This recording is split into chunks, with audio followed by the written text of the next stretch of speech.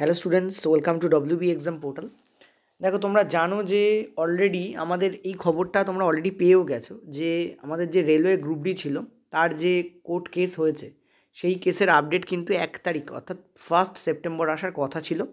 এবং দেখা গেছে যে সেই ডেট টোটাল সেপ্টেম্বর স্কিপ করা হয়েছে, টোটাল অক্টোবরও স্কিপ করা হয়েছে। অক্টোবরের একদম শেষে গিয়ে অর্থাৎ 30/10/2025 গিয়ে, ঠিক আছে, ফানিলি মকিংলি কী করা হয়েছে, এই ডেটটাকে দেওয়া হয়েছে। অর্থাৎ আজকে আমাদের সম্ভবত 2রা সেপ্টেম্বর, তো 2রা সেপ্টেম্বর থেকে 30শে সেপ্টেম্বর নাথিং, 1 অক্টোবর পড়ছে, 1 অক্টোবর থেকে 29শে অক্টোবর অবধি নাথিং। অর্থাৎ এই যে পুরো দেখতে পাচ্ছ এখানে গ্যাপ পড়ছে, এই টোটাল এত বড় বড় গ্যাপগুলোতে আমরা কিছুই দেখতে পাবো না। অর্থাৎ পরীক্ষাটাকে সোজাসুজি কী করা হয়েছে, ডিলে করে দেওয়া হয়েছে। লাভ কাদের জন্য? যারা নতুন প্রিপারেশান করছো তাদের জন্য লাভ। ক্ষতি কাদের জন্য? যারা এই যে প্রিপারেশান তার গুরুত্বটাকে বোঝে, অনেক দিন ধরে প্রিপারেশান করে আসছে, তাদের জন্য ক্ষতি। 2 নম্বর কথা, তাদের জন্যও ক্ষতি যাদের এজ কম, তাদের জন্য ক্ষতি। যাদের বাড়িতে লোন আছে তারা হয়তো ভাবছে যে চাকরি করে উপার্জন করে লোনটাকে শোধ করবে, তাদের জন্য ক্ষতি। যাদের বোনের বিয়ে রয়েছে সেই সমস্ত মেয়েদের জন্য ক্ষতি, যাদের হয়তো পরিবার থেকে আর 6 মাসের টাইম দেওয়া হয়েছে, তাদের জন্য ক্ষতি। কারণ দেখো, রেলওয়ে গ্রুপ ডি হচ্ছে এমন একটা পরীক্ষা যেটা ইজি নয় বাট সিস্টেমেটিক। সিস্টেমেটিক শব্দের অর্থ কী? তুমি দেখবে যে এখানে সায়েন্স পড়ে, এখানে ম্যাথ পড়ে, এখানে রিজনিং পড়ে। তুমি বলবো যে এগুলো তো সপ্তাহটাতেই পড়ে, এক্স্যাক্টলি নয়।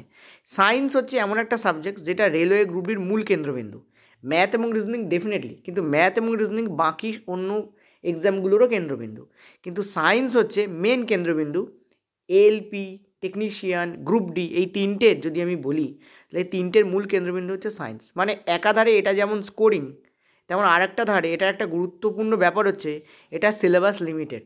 তার মানে কম জিনিস পড়ে তুমি টু দি পয়েন্ট হয়ে বেশি নাম্বারকে স্কোর করতে পারো। এই জন্য 90% স্টুডেন্ট যারা সেন্ট্রালের পরীক্ষা দেয় তারা অনেক সময় রেলের পরীক্ষার দিকে ঝোঁকে, তার কারণ হচ্ছে গ্রুপ ডি পোস্টের জন্য। ঠিক আছে, তো ব্যাপার যেটা গ্রুপ ডির আরেকটা সুফল জিনিস হচ্ছে গ্রুপ ডিতে CBT 2 নেই। গ্রুপ ডিতে অনলি CBT 1, তারপর পিইটি, মেডিকেল টেস্ট এবং চাকরি।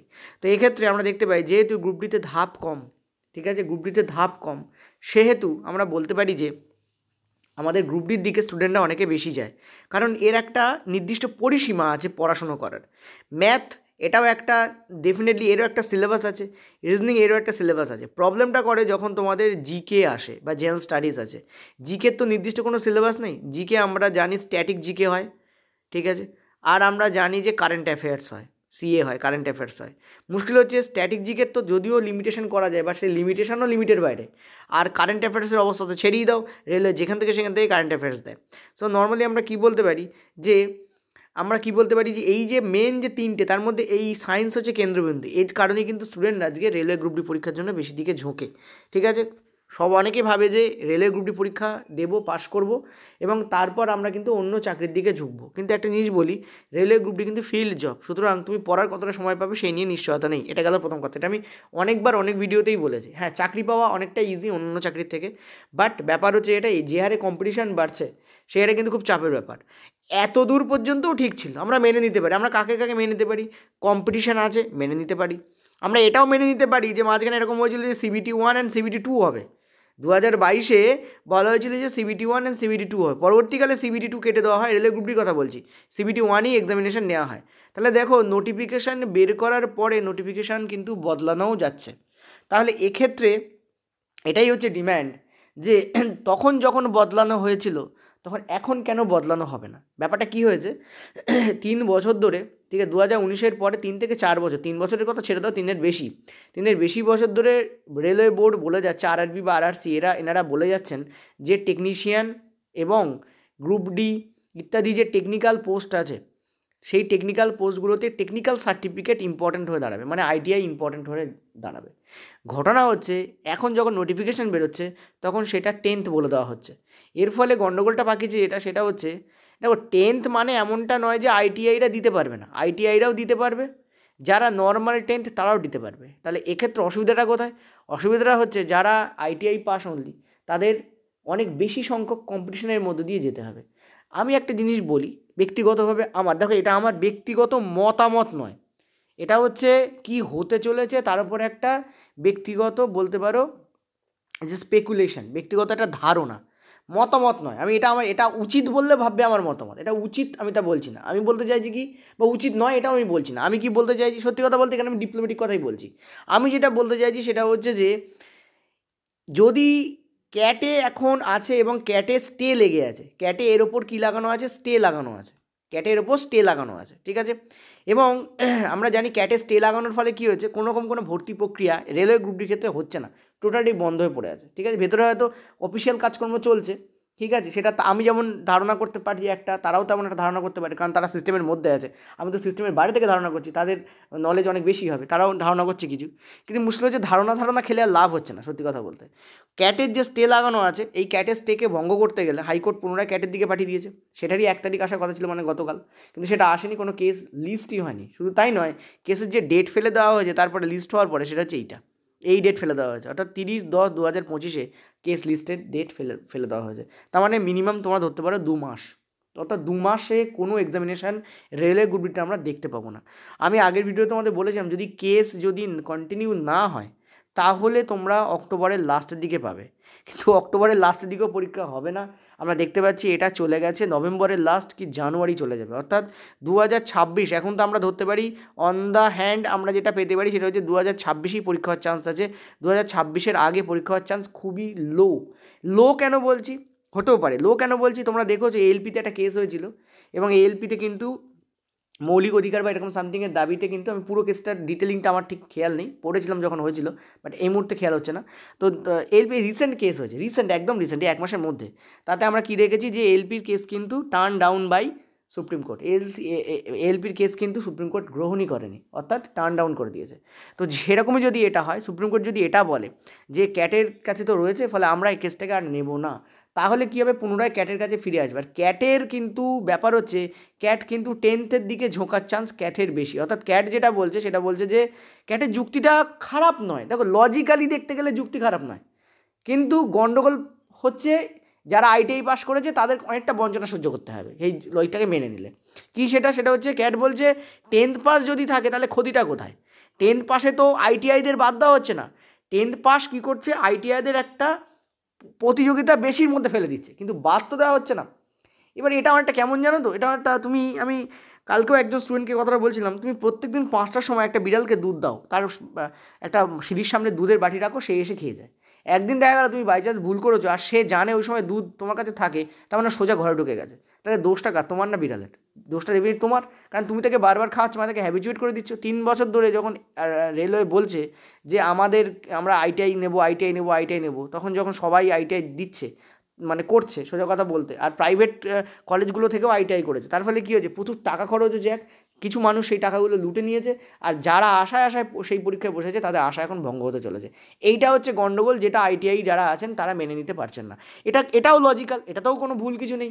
গণ্ডগোল যেটা পাকাচ্ছে সেটা হচ্ছে যে এবার যদি সুপ্রিম কোর্টে কেস দর্জ হয়, যদি supreme court really accept the case, প্রথম কথা গেল, তাহলে কি ঘটবে, আর যদি ক্যাটের কাছে ফিরে আসে তাহলে কি ঘটবে। দেখো দুটো কথা বলতে পারি, যদি ক্যাটের কাছে ফিরে আসে 90% চান্স আছে যে 10thদেরকেই, মানে 10th অথবা আইটিআই, এই যেটা অলরেডি এক্সিস্টিং নোটিফিকেশানে আছে সেটাই বরকরার থাকবে, সেটাই কিন্তু বাতিল হবে না, সেটাই থেকে যাবে, সেটাই রিমেন হয়ে থেকে যাবে, সেটাই থেকে যাবে।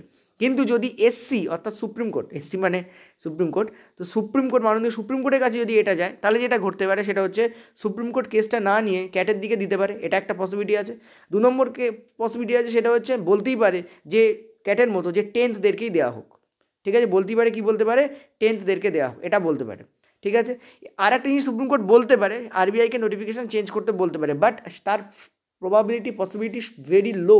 তার একটা কারণ আমার ব্যক্তিগতভাবে আমি বলছি, আমি বলছি না হওয়া উচিত, আমি বলছি হতে পারে কি, সেটা যে ব্যক্তিগতভাবে আমার যেটা মনে হয়, তার কারণ হচ্ছে 10th পাস রাখলে কাউকেই বঞ্চনা করা হচ্ছে না, এই গ্রাউন্ডটা মারাত্মক গ্রাউন্ড, এবং রেলওয়ে এই গ্রাউন্ডটা বারবার দেখাচ্ছে। রেলওয়ে বলছে ভাই 10th পাস রাখলে তো কাউকে বঞ্চনা করছি না আমি, তাহলে আমি নোটিফিকেশান কেন চেঞ্জ করব, কারণ রেলওয়ে বোর্ডের কাছে কিন্তু পার্সোনাল ক্ষমতা আছে, মানে অরবিটারি পাওয়ার আছে, যে রেলওয়ে বোর্ড কিন্তু তার নোটিফিকেশানে ক্রাইটেরিয়া ঠিক করতে পারে। যে বোর্ড পরীক্ষা নেয় তার একটা অরবিটারি পাওয়ার থাকে, তার একটা পাওয়ার থাকে, স্পেসিফিক পাওয়ার থাকে যে সে কিন্তু ক্রাইটেরিয়া ঠিক করতে পারে। আমি 2 বছর আগে কী বলেছি সেটা বলেছি তাতে কী যায় আসে, আমি নোটিফিকেশানে কী লিখছি সেটাই তো মেন ফ্যাক্টর। আর সত্যি কথা বলতে নোটিফিকেশানে কী লেখা ধরা হয় বা কী লেখা হয় সেটাই কিন্তু মেন ফ্যাক্টর হয়ে দাঁড়ায়, ঠিক আছে। একটা নোটিফিকেশান দেখি কিন্তু মানুষ কথা বলে। আমি যখন কোনো কথা বলবো যে সিলেবাস কি তোমাকে দেখতে বলবো, আমি নোটিফিকেশান দেখে কথা বলবো। আমি কখনোই কোনো ওয়েবসাইট বা লেভেলে কোনো 2 বছর আগে রেল কি বলেছে একটা সামান্য নোটিশে তা দেখে কথা বলবো না, অফিসিয়াল নোটিফিকেশান যখন বেরোচ্ছে সেটা দেখেই কথা বলা হয়। তো রেল এটা বলছে যে আমি তো নোটিফিকেশান দিয়ে বলিনি, আমি বলেছি আমরা নেব, এরপর থেকে এটা হবে, এই হবে, ওই হবে, তাই হবে, কিন্তু আমরা তো নোটিফিকেশান দিয়ে বলছি না যে এই এক্সামিনেশনের জন্য এক্স্যাক্টলি হবে। নোটিফিকেশান দিচ্ছি কিন্তু যে নোটিফিকেশানটা রিক্রুটমেন্টের নোটিফিকেশান তাতে তো আমি বলছি না। সুতরাং এটা একটা মারাত্মক প্রবলেম, এটা একটা মারাত্মক ইস্যু। কী হয়েছে ব্যাপারটা কী হয়েছে, ব্যাপারটা এটা হয়েছে যে এই সাইকেলটা ছিল তার পুরোটাই আইটিআইদের ছিল। ঘটনাচক্র কী হয়ে গেছে যে হাফে বলবো না, 30% আইটিআই যারা স্টুডেন্ট তাদের হয়ে গেছে, আর 70% যারা গ্রুপ ডি তাদের হয়ে গেছে। মানে এই 30%দের 70%-এর সঙ্গে এখন কম্পিটিশন করতে হবে, এটা একটা প্রবলেমেটিক ইস্যু, ঠিক আছে। আরও অনেক ইস্যু তো আছে, রেলওয়ে গ্রুপ ডি ছেড়ে দাও, যে প্রচুর বছর পরে পরীক্ষা হয়, একমাত্র ব্যাংকেরই পরীক্ষা আছে যেটা সেম ইয়ারে হয়, নয়তো কোনো পরীক্ষায় দেখা যায় না সেম ইয়ারে হয়। রিসেন্ট এসএসসির হচ্ছিল সেম ইয়ারে পরীক্ষা, বাট সেটাও বানচাল হয়ে গেছে। এসএসসি মানে স্টাফ সিলেকশনের কথা বলছি, আমাদের রাজ্যের কথা আমি বলি না ভাই, নমস্কার, আমি একদম পা ঠুকে নমস্কার জানাই, ঠিক আছে। আমাদের রাজ্যের কথা বলি না। ডব্লিউবির ফর্ম ফিল আপ চলছে, গ্রুপ ডি গ্রুপ সির ফর্ম ফিল আপ চলছে, বাট প্রবলেম হচ্ছে সেটা হচ্ছে যে দুটো ক্ষেত্রেই, অর্থাৎ গাছের আগা এবং গোড়া কেউ আমাদের কামড় দিতে দিচ্ছে না, অর্থাৎ আগাও গেছে, গোড়াও গেছে, রাজ্যও গেছে, কেন্দ্র গেছে, এরকম একটা সিচুয়েশনে আমরা এই মুহূর্তে পড়েছি। এখন প্রবলেম হচ্ছে তাহলে কি তার কোনো দিশা নেই, এর ব্যবস্থার কি কোনো ব্যাপার নেই? দেখো আমি একটা কথা বলি, সেটা হচ্ছে আমরা যদি সবসময় পুরনো কি হয়েছে সেটা ভেবে যদি এগোই, তাহলে পুরনো ভারতে তো ব্রিটিশরা ছিল, সেখানে তো অত্যাচার হতো, সেখানে তো কোনো রিক্রুটমেন্ট হতো না। একটা সময় এমন গেছে যে অনলি সুপারিশে রিক্রুটমেন্ট হয়েছে, তারপর পরীক্ষা ব্যবস্থা উন্নতি হয়েছে। তাহলে শুধু পুরনো দেখলে হবে না, বুঝতে হবে যে বিভিন্ন রকম যখন রিফর্মগুলো হচ্ছে এবং তার নেসেসারি যখন স্টেপগুলো নেওয়া হচ্ছে, তখন আমরা দেখতে পারি যে আগামী দিনে হয়তো সুফল আসবে। তো সেই বেসিসে আমরা কি পড়াশোনা না করে বসে থাকবো? এটা আর একটা বড় ধরনের বোকামো কিন্তু। কেন আমি তোমাদের বলছি একটা কথা, ভালো করে ভাবো। এবার এটা ব্যক্তিগত পার্সোনাল কথা, এটা আমার ব্যক্তিগত মতামত। এই যে কথাটা বলছি এটা আমার ব্যক্তিগত মতামত। তোমাকে যদি আমি ম্যাগনেট থেকে কোশ্চেন জিজ্ঞাসা করি, ভালো করে বুঝবে, তোমাকে যদি আমি এই মুহূর্তে ম্যাগনেট থেকে 10টা কোশ্চেন জিজ্ঞেস করি, তোমাকে যদি আমি এই মুহূর্তে লাইটের চ্যাপ্টার থেকে 10টা কোশ্চেন জিজ্ঞেস করি, তোমাকে যদি এই মুহূর্তে আমি ইলেকট্রিসিটির চ্যাপ্টার থেকে 10টা কোশ্চেন জিজ্ঞেস করি, ঠিক আছে, ভিআই গ্রাফের ওপর ধরো আমি 5টা কোশ্চেন করলাম, নিউমেরিক্যালসের ওপর ধরো আমি 5টা কোশ্চেন করলাম, এইভাবে তাহলে ইলেকট্রিসিটির ওপর আমি 10টা কোশ্চেন করলাম, আমি ফ্লেমিংয়ের লেফট হ্যান্ডের ওপর আমি কোশ্চেন করলাম, সলিনয়েডের ওপর আমি কোশ্চেন করলাম, এবার ধরো আমি 10টা কোশ্চেন করলাম, লাইটের ওপর আমি কোশ্চেন করলাম প্রতিসারাঙ্ক দিয়ে। তুমি কি বুক চাপড়ে বলতে পারবে যে ইয়েস স্যার এই যে 30 মানে 10 অর্থাৎ 30 কোশ্চেনতে 30 আউট অফ 30 আমি অ্যান্সার দিতে পারবো? তুমি পারবে না, আমি বলছি তুমি পারবে না। আমি এনসিডি থেকেই করবো, কোনো চিন্তা নেই, এনসিডি থেকেই করবো। এনসিডি লাইন বাই লাইন করা যায় না, ফিজিক্সে লাইন বাই লাইন বলে কিছু হয় না, বায়োলজির হয়। তাই আমি ধরো বায়োলজি থেকেও তোমাদের কোশ্চেন করলাম, তাও তোমরা অ্যান্সার দিতে পারবে না। আমি তোমাকে এখন অভিস্রাবণ চাপ এবং মূল যে প্রেশার নিয়ে কোশ্চেন করি, তুমি অ্যান্সার দিতে পারবে না। তাহলে তোমার নিজের প্রিপারেশনই ঠিক নেই, তাতেও ঘাটতি আছে। তোমার নিজের প্রিপারেশনই ঠিক নেই, তাতেও ঘাটতি আছে। এইটা কেউ চোখে আঙুল দিয়ে দেখাচ্ছে না, যে তোমার নিজেরও ঘাটতি আছে রে বাবা। তাহলে প্রিপারেশনই তোমার ঠিক নেই, তুমি বলছো পরীক্ষার ডেট ঘোষণা হোক। এটা ভালো করে ভাবো। তুমি যে টেক্সট বুক বা ইত্যাদি থেকে তুমি যখন পরীক্ষা দিচ্ছ, তখন তুমি কী দেখতে পাচ্ছ? যখন তুমি টেক্সট বুক গুড একদম, তখন তুমি কী দেখতে পাচ্ছ যে তোমার 100-এ 80 আসছে, 100-এ 70 আসছে, আউট অফ 100 তোমার কত আসছে? 70 আসছে, 75 আসছে। তুমি আমাকে একটা কথা বলো, 75 কি হায়েস্ট মার্ক? না, অনেকে 85ও পাচ্ছে নর্মালাইজেশনের পায়, অনেকে 82 পাচ্ছে। তুমি কি সেই জায়গায় যেতে পারছো? তুমি পাচ্ছ না। তাহলে তুমি তো সেই জায়গায় নেই রে বাবা। এটা আমি কাদের জন্য বলছি? যারা নিউকমার তাদের জন্য বলছি না, তাদের তো প্রথমে বলে দিয়েছি তাদের ভালো কেন ডিলে হলে তাদের ভালো, এই জায়গায় বলে দিয়েছিলাম। এই যে ডিলে লিখেছিলাম, ডিলেতে কী বলেছিলাম? ডিলে হলে তাদের ভালো, কারণ তারা প্রিপারেশন দিতে পারবে। যারা 3 বছর ধরে পরীক্ষা দিচ্ছ, 2019 থেকে লেগে আছে, তাদের কথা বলছি। তাদের তো বয়স বাড়ছে, তারা তো আর পরীক্ষা পাশ করার জন্য পরীক্ষা দিতে যাচ্ছ না, তারা চাকরি পাওয়ার জন্য পরীক্ষা দিতে যাচ্ছ। রিজনিংটা কেমন হলো একটু দেখি তো, ম্যাথটা কেমন হলো একটু দেখি তো, ওসব তো বাড়িতে দেখবে, পরীক্ষা কি ওই করতে যাবে নাকি? ঠিক আছে, ওসব নটাঙ্কি করার সময় নেই। পরীক্ষার সময় আমরা কী দেখতে যাবো? যে প্রিপারেশন নিয়েছি, চাকরি পাচ্ছি কিনা। তাহলে তোমার সঙ্গে কাদের কম্পিটিশন হচ্ছে? যারা টপার তাদের কম্পিটিশন হচ্ছে, তুমি টপারদের মধ্যে একজন। তা তুমি যদি টপারদের মধ্যে একজন, কেন তোমার মার্কস টপারদের সঙ্গে আসছে না? কেন তোমার মার্কস টপারদের সিমিলার হচ্ছে না? এটা একবার নিজেকে কোশ্চেন্স করেছো? যে যা কোশ্চেন্স পেড ক্লাস বলে যা কোশ্চেন ফ্রিতে আছে, সেই কোশ্চেন্স থেকে যদি আমি কোশ্চেন জিজ্ঞেস করি, তুমি কি পারবে? বুক চাপড়ে বলো দেখি একবার।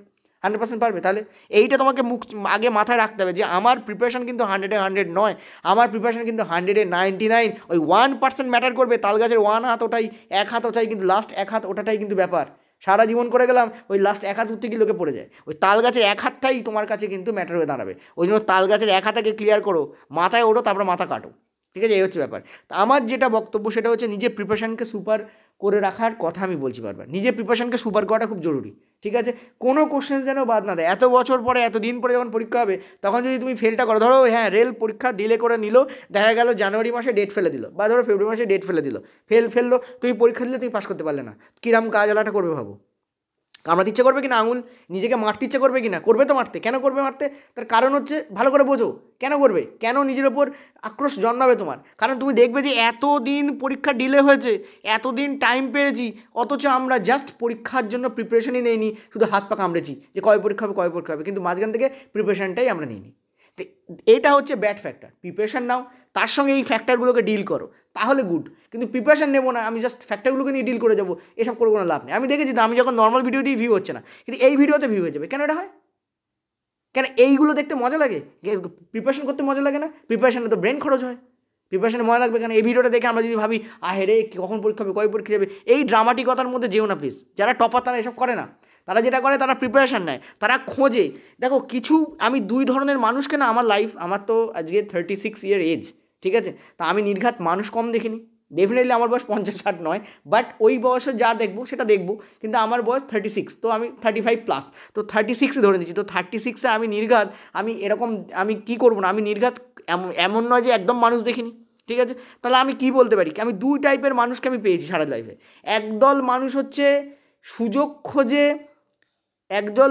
সুযোগ খোঁজে ফাঁকি মারার, আর একদল মানুষ হচ্ছে সুযোগ খোঁজে প্রিপেয়ার হওয়ার। এই দুই ধরনের মানুষকে আমি দেখেছি। তুমি কোন ধরনের মানুষের মধ্যে পড়ছো, this is the point here. তুমি কোন ধরনের মানুষের মধ্যে পড়ছো, ঠিক আছে।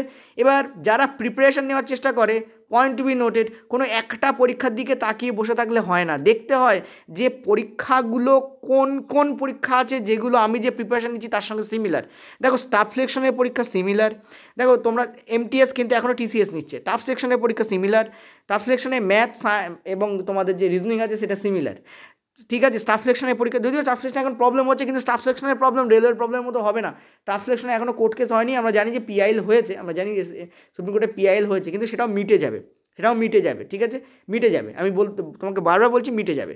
তো তার মানে আমি স্টাফ সিলেকশনের জন্য প্রিপারেশন নেবো না, কারণ ওখানে ইংলিশ আছে ভাই, ঠিক আছে। তাহলে তোমার দায় কে নেবে? তুমি নিজেই নিজেকে দুর্বল বলে ভেবে নিয়ে একটা স্পেশাল পরীক্ষা দিচ্ছে, তোমার দায় কে নেবে? এটা একটা ইম্পর্টেন্ট ফ্যাক্টর, এগুলো চোখে আঙুল দিয়ে দেখাতে হয়, ঠিক আছে। আজকে রেলওয়ে গ্রুপ ডি পরীক্ষা হচ্ছে না বলে তোমার মানসিকতা নষ্ট হচ্ছে, তুমি বলছো আমার প্রিপারেশন হচ্ছে না, আমার প্রবলেম হচ্ছে না। আজকে রাজ্যে কোনো চাকরি নেই বলে তুমি বলছো যে আমার অবস্থা খারাপ। আজকে এসএসসির প্রবলেম হচ্ছে বলে তুমি বলছো আমার অবস্থা খারাপ।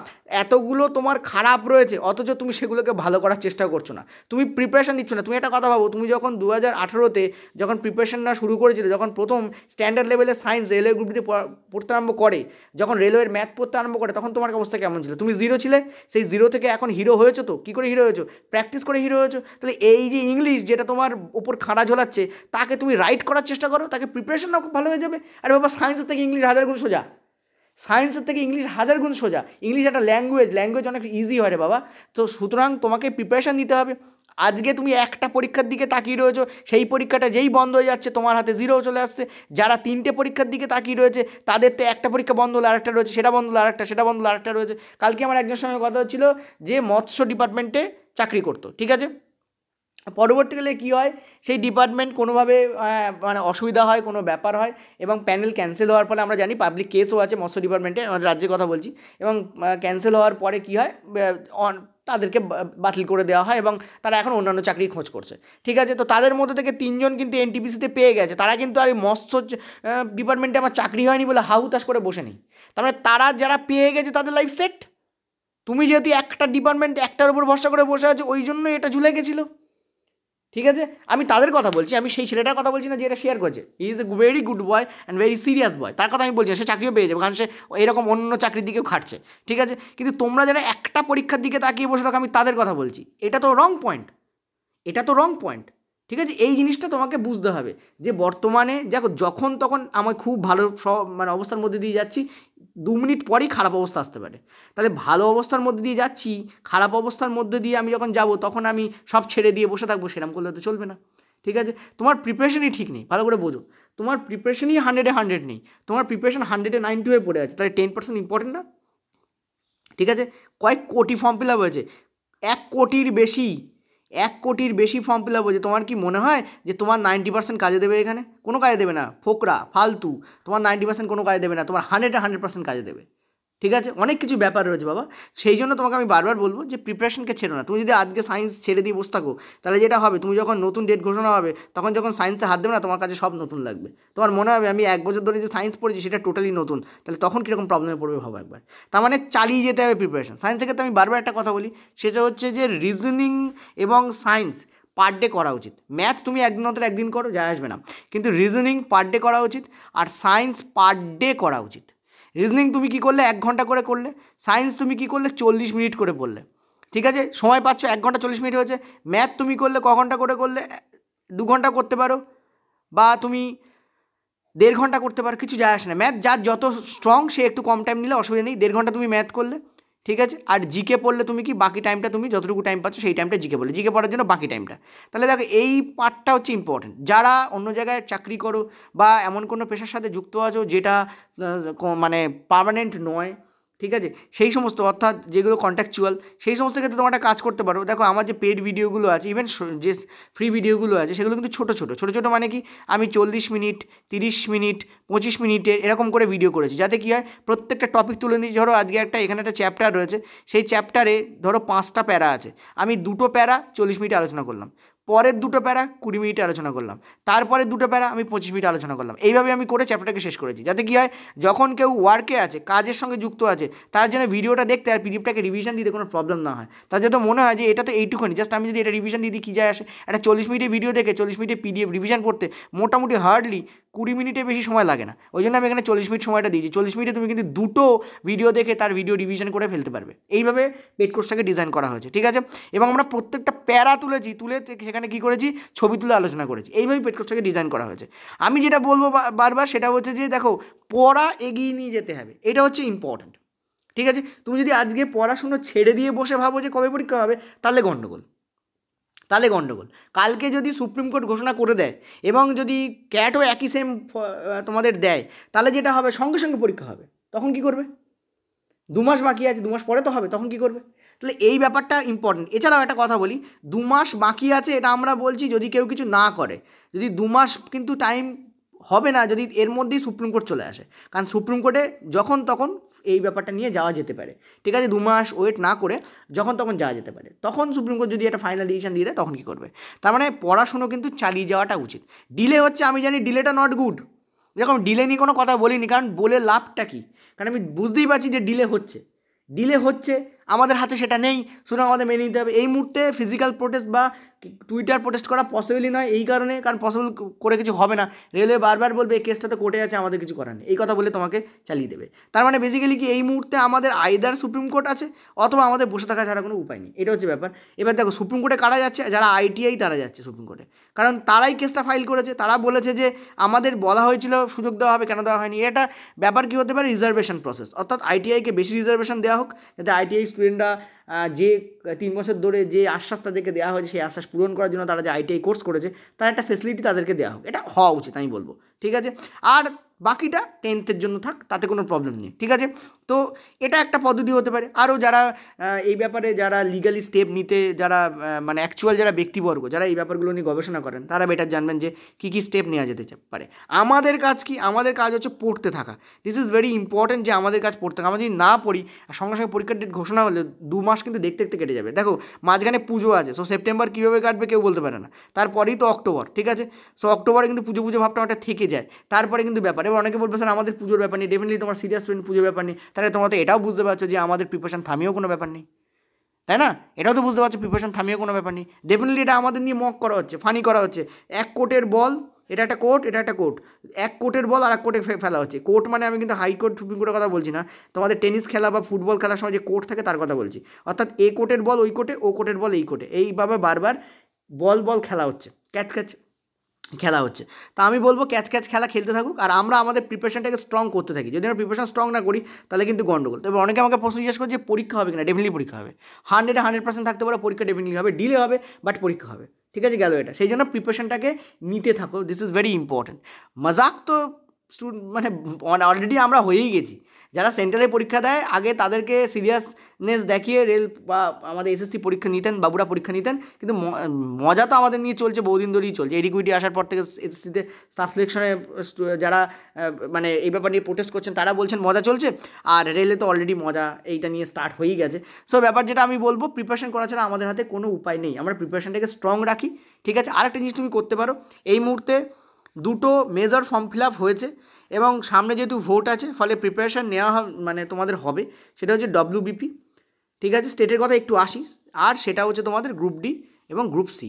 এই 2টো প্রিপারেশান তোমরা সাথে করে নিতে পারো। তোমরা যদি বলো যে কীভাবে এই 2টো প্রিপারেশান রেলের সাথে আমরা নেবো, সে ব্যাপারে ভিডিও করতে আমি তোমাদের জন্য ভিডিও বানিয়ে দেবো, ঠিক আছে। এই 2টো প্রিপারেশান নেওয়া যায়।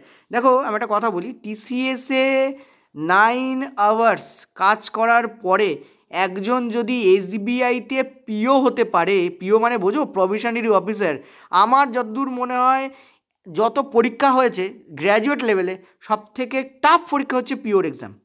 SBI পিও, আমি IBPS পিওর কথা বলিনি, কিন্তু SBI পিও, স্টেট ব্যাংকের পিও, প্রভিশনারি অফিসার, ঠিক আছে।